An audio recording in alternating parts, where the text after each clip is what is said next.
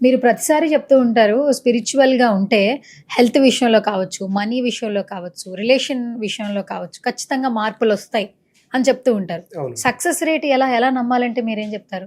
Success rate అంటే చెప్పాం మనం లాస్ట్ మాట్లాడుకున్నాము. థియరీకి, ప్రాక్టికల్‌కి చాలా వ్యత్యాసం ఉంటుంది. హ్మ్.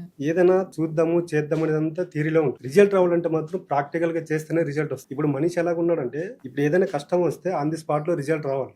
మనిషికి యాక్చువల్‌గా అంటే ఏంటంటే ఏదైనా సమస్య వస్తే ఆన్ ది స్పాట్‌లో రిజల్ట్ కావాలనుకుంటున్నాడు కాబట్టి ఈ స్టేజ్‌లో ఉన్నాడు. సాక్షాత్తు చూడండి మనకు శ్రీరాముడు కావచ్చు, శ్రీకృష్ణుడు కావచ్చు, వీళ్ళంతా మానవ జన్మ తీసుకున్న భగవంతులకే సమస్యలు తప్పలేదు.